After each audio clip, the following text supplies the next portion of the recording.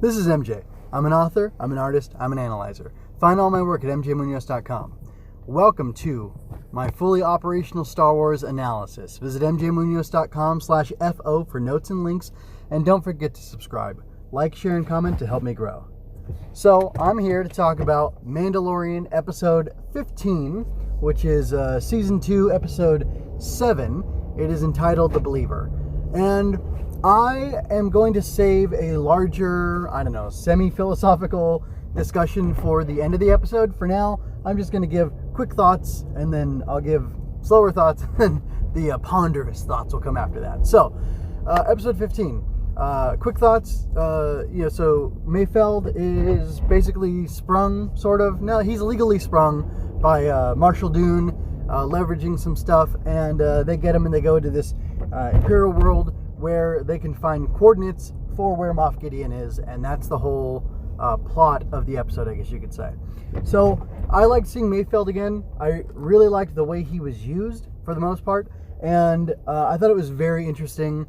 The action was good. Probably my favorite thing was on the planet where they're getting the coordinates, where there's the Imperial stronghold, or I guess Imperial Remnant stronghold. I thought it was really interesting that there was an opportunity for, first of all, the action was really cool. When Mando and Mayfeld were in that transport and they were taking that Beridium, or it wasn't Beridium, it was something else. Anyway, when they were taking that explosive compound over to the Imperial base, and there were those pirates, which I don't think they were pirates, I think they were raiders, freedom fighters. They looked alien. There were humans on that world, so I don't know if maybe that world is shared by humans and non-humans alike, and these guys were doing that. I don't think they were just your average, weak-way robbers or whatever, but it was interesting that, because they were destroying the ships. They were destroying the transports and the explosives on the transports, and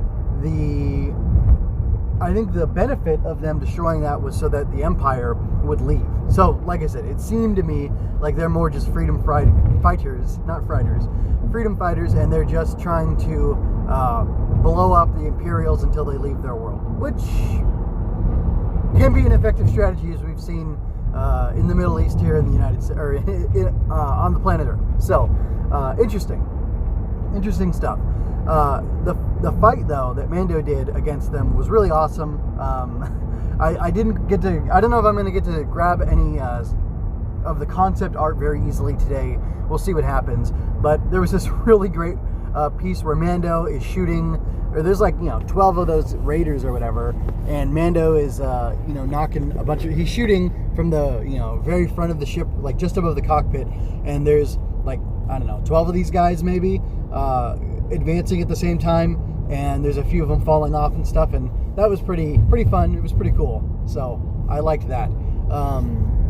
Even though these guys are doing what they would consider to be right, and they're doing potentially right by their people and trying to preserve life and save things for themselves or whatever, it was still interesting conflict to watch unfold, and I like that. And obviously I'm with Din and Mayfeld. I want them to get out of there alive so they can save Grogu. So it's just kind of funny because I think right before then, actually, Mayfeld had been making the point that it doesn't matter where you're from. If you're born on one planet, you believe X. If you're born on another planet, you believe Y. But if you're dead, you don't believe anything, basically. And allegiances and alliances and morals can change based on what you're doing just to survive and things like that. And I thought that was all super interesting conversation. And it, like I just said, it's interesting that I'm rooting for him to. He wasn't necessarily killing all of them. He was knocking a lot of them off. But he ended up, or the TIE fighters ended up killing a bunch of them. And I even felt like Mayfeld had a line like, "Oh, you thought you'd never be so happy to see a stormtrooper, huh?" And I kind of felt that way. It was like, oh, good, the Imperials are there to save them, because they've got a thing to do, and I'm attached to the story of Din and Grogu, and I want them to get him back. So I don't know, it's really interesting. It was the episode. So it was written and directed by Rick Famuyiwa, and I forgot to mention that at the top. Sorry about that. And I thought it was cool, especially because last time he co-wrote it, and there was a teleplay versus the story written by him and another guy, David Yost or Daniel Yost or something like that, I think. Anyway, so it was interesting to see him doing an episode completely on his own as far as the writing and the directing is concerned, and I really like it. I feel like his episode last season, it wasn't the Gunslinger, was it? No, the Gunslinger was Dave Filoni. Famuyiwa's episode kind of stands out to me because I felt like there was a lot of like stylistic stuff in it, but maybe I just can't remember which one it was. Whoops. Oh well. But anyway, I thought this one was really good. I liked a lot about it. I liked, the visual presentation of everything was really slick and good and interesting. That fight on top of the thing was cool. And then maybe the more intimate moments with that Imperial officer who, Mayfeld's CO, and the guy who calls over Din for drinks and stuff.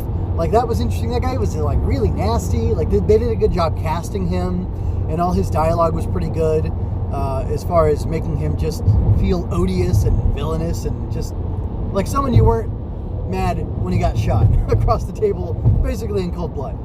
It's interesting how being there, and I don't know if there's some sort of meta analysis or like meta narrative or message that Famuyiwa was trying to portray or put forth, but it's interesting because I'm thinking in that meta narrative perspective, which is like, yeah, I was glad that this guy was such a terrible person that I was kind of happy to see him killed in cold blood. Of course, if you were his Imperial wife and his Imperial children, and you're sitting there at the Imperial base waiting for the Imperial remnant to come back so that order can be restored to the galaxy, if this guy kills your dad and then blows up the whole base and you survive somehow, you're going to be mad and you're going to want revenge. So it's kind of like what Mayfeld was saying.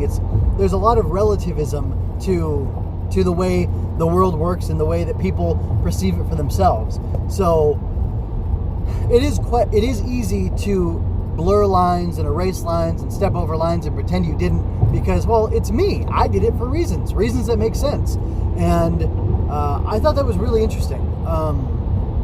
It's kind of like taking the idea of a certain point of view and expanding it and playing around with it a lot. I thought that was interesting. So I gotta say, that's probably the best, most constructive thing I have to say. Oh, well, actually, a few observations. I love the fact that Boba Fett has repaired his armor, cleaned it up, given it a new paint job or whatever. Super cool. I like Jango Fett's armor, the silver and blue from Attack of the Clones when I first saw it. I liked it a lot. When I originally saw Din's armor, I was a little disappointed because I thought, oh, just all metal, just all silver. Like, I guess that's neat. But he kind of had, it was the helmet that we saw first in the first episode, and then he had kind of this patchwork, brown and tan and different colors. And I thought, like, it's okay. The gray cloak is kind of nice. It, adds a nice touch to it, I guess. But then when he got the full Beskar and it was unpainted, I really liked that. And then it made me think, like, oh, I guess other Mandalorians paint their Beskar. That must be part of the deal, right? And then, like, I didn't know what Beskar was until season 1 of Mando.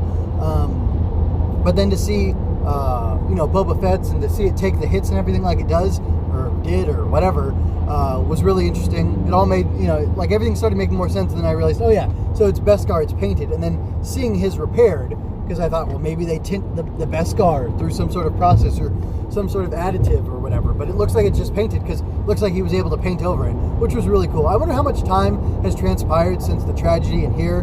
Maybe they swung by somewhere and got a paint kit, and while they're in hyperspace traveling from one place to another, he was working on it and getting his kit in good order. I have to say, I don't know if I said this before, but I really, really like the look of his black robes and everything under the Beskar. And I kind of like the idea that, like, you could be in regular clothes and throw your Beskar on as a Mando and then you're ready for action. Which I guess if you think about it, that's kind of how, we've known that that's kind of how it operates, because we saw in Attack of the Clones, we saw Jango's gear in, in that little closet or whatever when Obi-Wan and Taun We were talking to him. So, yeah, I guess he would have just thrown that on over his clothes and, gotten into action. So, it's just kind of neat seeing a different perspective on it. But I really, really like the look of the black hooded cloak or whatever that he's wearing under that. It just, it looks cool. It adds like I don't know, like it almost makes it look way better than it ever looked before. I don't know that I really dug the tan and green and brown and whatever that Boba had under it before. I think this is a much better look, and they should stick with the black. But we'll see what he ends up doing. He might want to restore it to how it was before. I don't know. Maybe he just had a flight suit that he wore when he was running around without his Beskar, and then he just threw it on over that. I don't know. Let me see. Oh, I love too seeing that he has some sort of integration with his helmet and the scope on it with the Slave One. That was super exciting to see, and really getting to see the interior of Slave One. I think that's the first time I've ever really seen it. I've read like Tales of the Bounty Hunters, maybe Tales of Jabba's Palace. I think had him in it at some point, and there's probably more Tales of the Bounty Hunters where we got more insight into it and would have entered Slave One with him. But it's all pretty interesting stuff. So I think that's about all I have to say for the episode. Seeing like, you know, Mando's new ad hoc crew working together was cool. I liked it. I don't know what more to say besides that. So I will go ahead and go into a kind of a deeper, more ponderous discussion. And I hope not to make this drag on for more than like 5 minutes. But if you really want to get out of here, you can. Oh, one last thing before I jump into that. I really liked that Din sent Moff Gideon that message that was very much repeating at the end of episode 7 when Moff Gideon appears, he comes out of his TIE fighter, and you have something that belongs to me. It's very precious, and you'll never know.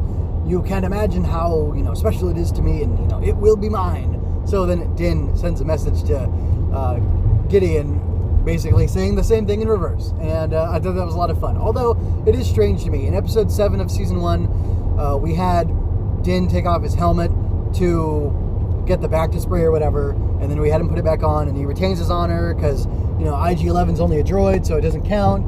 And then here, Mayfeld's telling him it doesn't count, so it's fine that he took off his helmet in front of him, or in front of the Imperials or whatever, and they're all dead anyway, so I guess, I don't know if that's part of the way or not.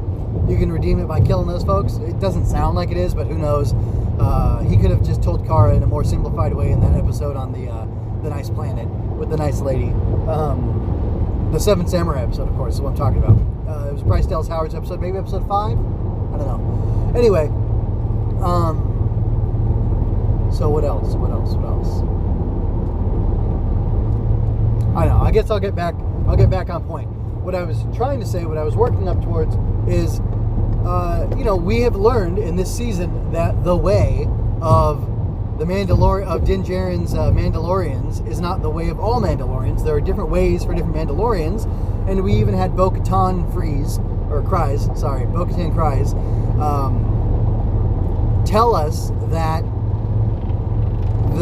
that Din is part of he's a child of the Watch, and that the Watch is a splinter group of Mandalorian zealots who want to return to the old ways of Mandalore, which I guess include not taking off that bucket.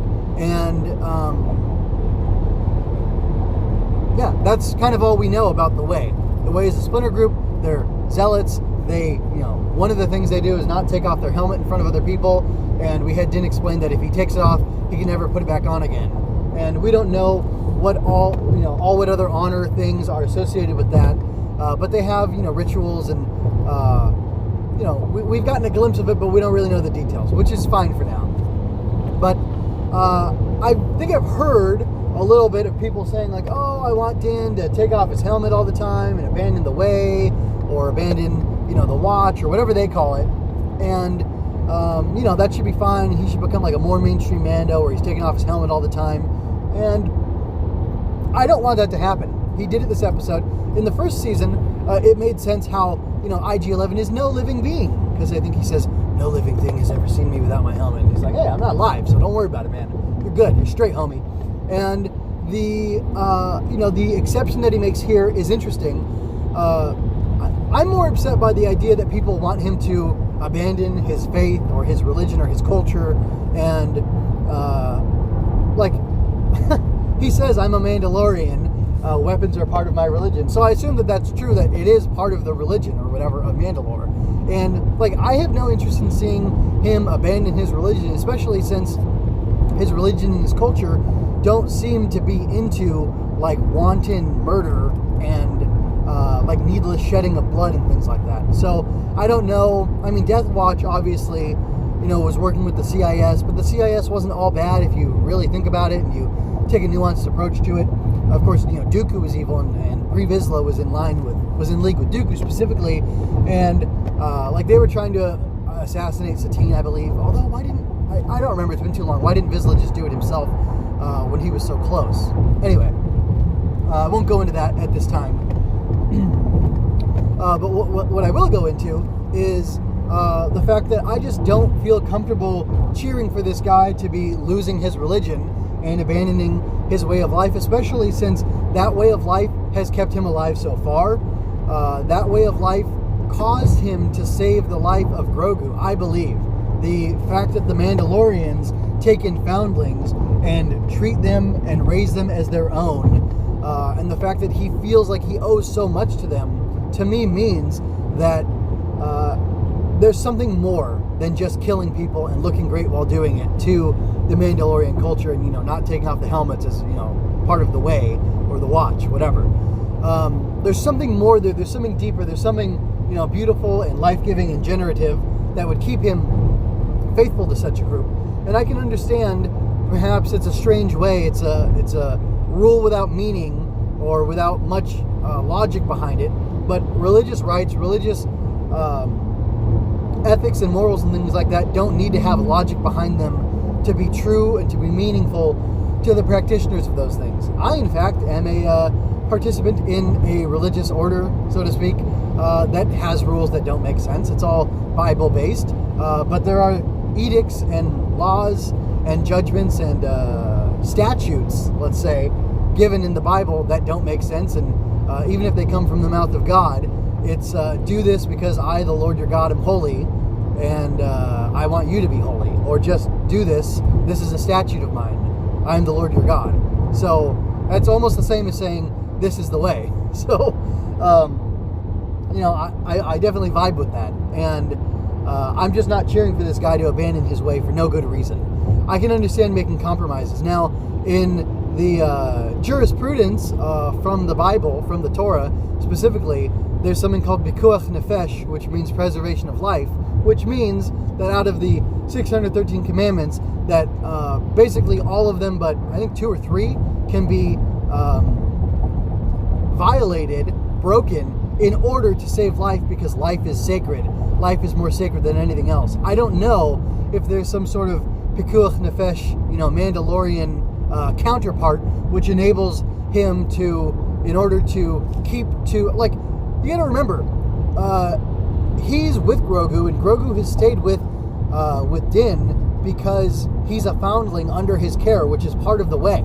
So if you want him to abandon his faith and abandon his religion, you're asking him to abandon Grogu, and I just I don't think that's cool, and I don't know that people are thinking it through that way. But anyway, if there is some sort of provision that you can violate certain things in order to save a life or preserve a life, like, that makes sense. Like, there was the saying, or the armorer, when they met again in, I think in episode 7, maybe it was probably episode 8. Yeah, it was episode 8.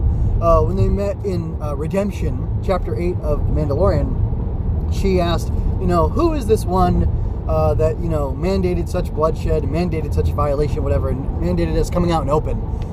Like, she wasn't mad about it. It was like, hey, we did this. We made this choice to stick by you, Din Djarin, and save you and your ward, your foundling, who you were okay violating the Bounty Hunter Guild laws and credos for. I'm assuming because there was some higher way that he was following. And, she just accepts it. And then she tells him, well, now your mission, according to the way, is to take him and reunite him with his people, or since he can't be raised as a Mandalorian. And I don't know, I just think that's really interesting. There's a lot of significance to that, and it's not a light thing that he should throw away his attachment to the Watch or the Mandalorians. And I almost would be okay if he did abandon the Watch, to see what does that mean. Like, he said, I can never put it back on. You can never put on the helmet again. You can never put on the Beskar. What is it, like, are you allowed to be a Mandalorian because you've, gained a certain amount of skills and, a way of life, but you just can't have on the helmet anymore, and you're like a disgraced Mandalorian? Is that what? And then can you become like a second-class Mandalorian citizen where you are an ambassador of the Watch to people outside of them, or an ambassador to people outside of Mandalore? Because certainly some cultures wouldn't trust people who, would hide their faces and things like that. So I wonder,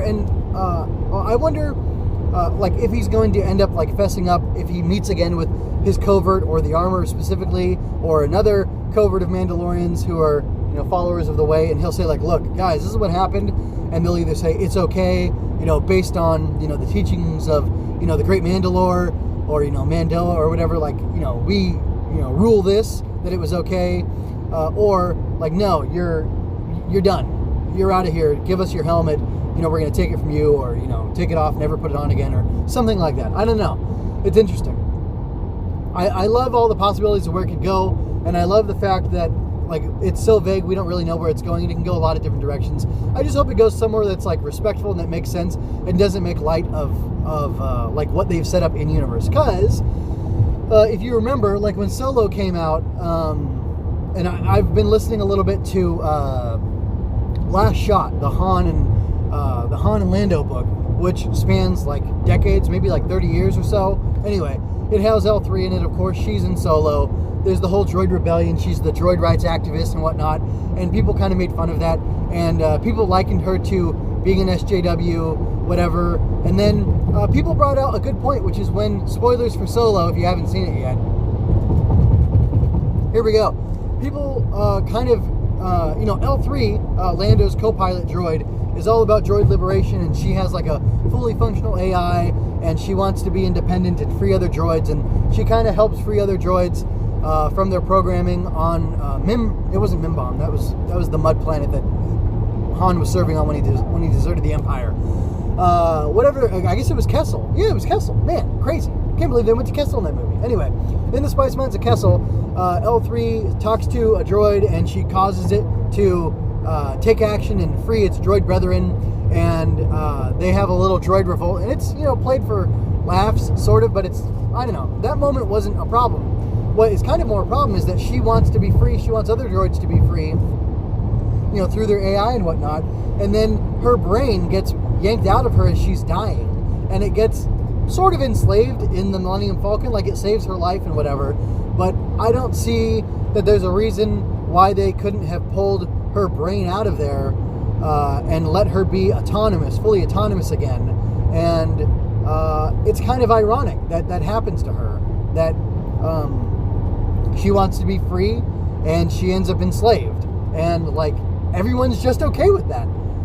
It's very weird. There's a lot of things going on in the modern you know, Disney Star Wars era that don't quite make sense, that don't jive with things that people outside of the story who want to be woke are trying to do, and then the characters inside of the story being a little bit woke are trying to do, and it's just kind of interesting how that all works, but whatever. So I guess what I'm saying is it would make sense that people writing these Star Wars stories would kind of be sloppy and like misapply their principles, or set up a character to hold certain beliefs and then have that character violate their beliefs or their principles and have it not matter or have it not be mentioned. At least, I mean, we've seen one series of Jon Favreau and Dave Filoni heavily producing and writing and whatnot, and we haven't really seen, you know, I haven't seen hypocrisy, I guess, pop up, or like things that don't make sense in universe conflicting with stuff from out of universe. So like if Din Djarin totally abandons all his Mandalorian stuff, but he carries on much the same, like that's going to be a disappointment to me. If he becomes a disgraced Mandalorian, that would be more interesting, and it would be neat to see how a disgraced Mandalorian functions. Or if he would just like kind of be rejected by the Watch and then be accepted by other Mandalorians, and it'd be interesting to see how different the way of the Watch is from the way of the rest of regular Mandalorian society. Like they're trying to rebuild on Mandalore. I believe they are trying to rebuild Mandalore, but it was interesting. I guess maybe because of the purges or whatnot. Mayfeld did say that Mandalore was gone, just like Alderaan. So I don't know how complete its destruction was. We have things like Terrace being destroyed in in Knights of the Old Republic, but also whatever like Karth's homeworld was, it was so bombarded or so, you know, destroyed by ordnance from orbit that it was basically, you know, not okay. But then there was Telos, that's what it is, and then they're restoring Telos in the Sith Lords, which is the sequel to KOTOR. So it's like 5-10 years later.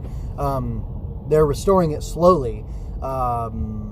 So I don't know, can Mandalore be restored? But then again, Mandalore, I think, was already so destroyed. They were living in dome cities, right? So, I mean, what more is there to destroy? I don't know. It's a little hard to say. But then again, do the Mandalorians just move along and find another world? Or is there another planet like Concord Dawn or whatever or Concordia, I think is what they have. That's a moon of Mandalore, maybe, if I'm remembering correctly. But I think Concord Dawn may have been recanonized recently. Anyway, but maybe there's another planet in the Mandalorian sector where they can rebuild and set up as their main home planet. I don't know. But I am interested. I'm interested to see where it goes. Like I said, I just don't want hypocrisy, and I want, if things change, I want it to matter. I think that's important. So, anyway, that's all I have to say. I've gone on for a really long time. That was way more than the 5 minutes I was allotting for myself to talk about that, but just a lot of other things came up, and I thought it was interesting. So, hopefully you found it interesting too. I'm going to go ahead and get out of here, and I'm going to thank you for your time. So, until next time, folks, take care.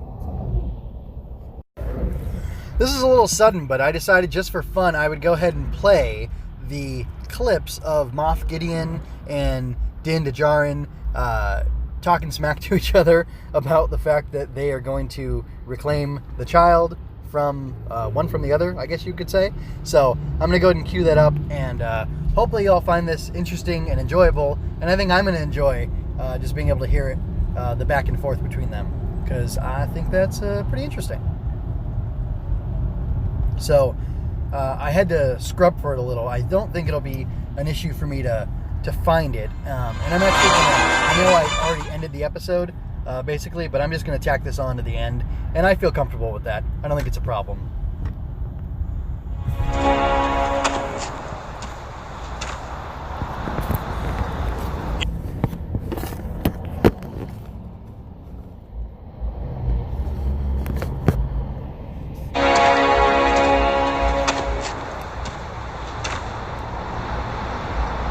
You have something I want.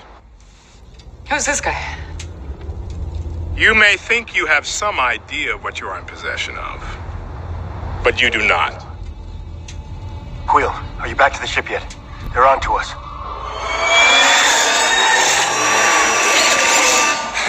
Quill, come in. In a few moments, it will be mine.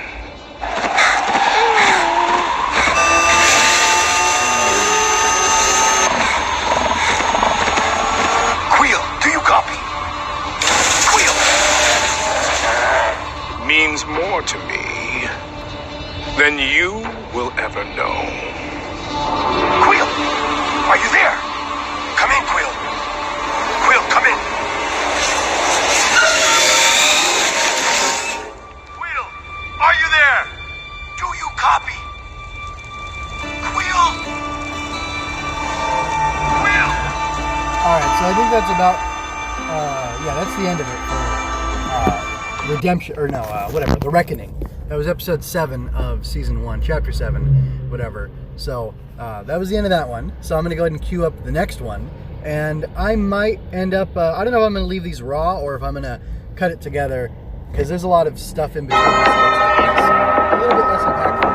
You'll be hearing it chopped up maybe. I don't know. I might play it both ways. I mean, I don't care if it's a little extra long. And hopefully you don't mind if you're already here. You have something I want. You may think you have some idea what you are in possession of, but you do not. Soon, he will be back with me. He means more to me than you will ever know.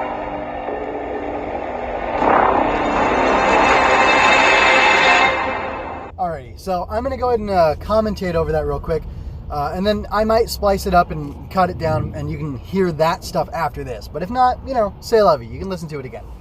Anyway, I think it's interesting that Moff Gideon, is coming hard. He is calling Grogu it. He's just treating it like a thing, like an asset. He's treating him like a thing, like an asset. And the order's a little flipped around. So I wonder if it actually mirrors or not, but whatever. I'm okay if it doesn't.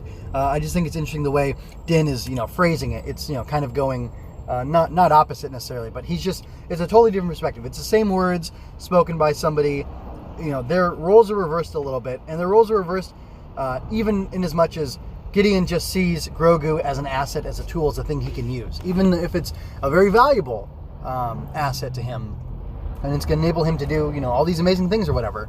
But more importantly than that, Din is coming as a father, and he's seeking to get his child back, and he's humanizing Grogu, and he's saying you have something that belongs. The only thing is, he should have said you have someone that belongs to me, or something like that, maybe. I don't know. But it's interesting, just, it's cold, and it's menacing, and it's almost aloof from Gideon in the first instance, and then when we have it, replayed or repeated or reflected back at him by Din, he sounds very sinister and very threatening, not cool and relaxed and aloof like Moff Gideon. There's not that arrogance there. There's the emotion and the menace of a father trying to protect their child and trying to get them back, and I just think that's really cool. So that was a very well played moment. I enjoyed that. The only thing I can assume is he was blasting that frequency out in Moff Gideon's general direction based on knowing where he is, having his coordinates, and that's how he's able to get the message to him. Because otherwise, how do you get that? I don't know. But anyway, I liked it, and I thought it was cool, and I just wanted to go ahead and share that with everybody. So I guess that's pretty much it. So if you're gonna hear it nice and cleaned up, I guess enjoy, and if not, I hope you enjoyed hearing it back to back the way I presented it live as it was happening. You have something I want. You may think you have some idea of what you are in possession of, but you do not. In a few moments, it will be mine. It means more to me than you will ever know. Quill. You have something I want. You may think you have some idea what you are in possession of, but you do not. Soon, he will be back with me. He means more to me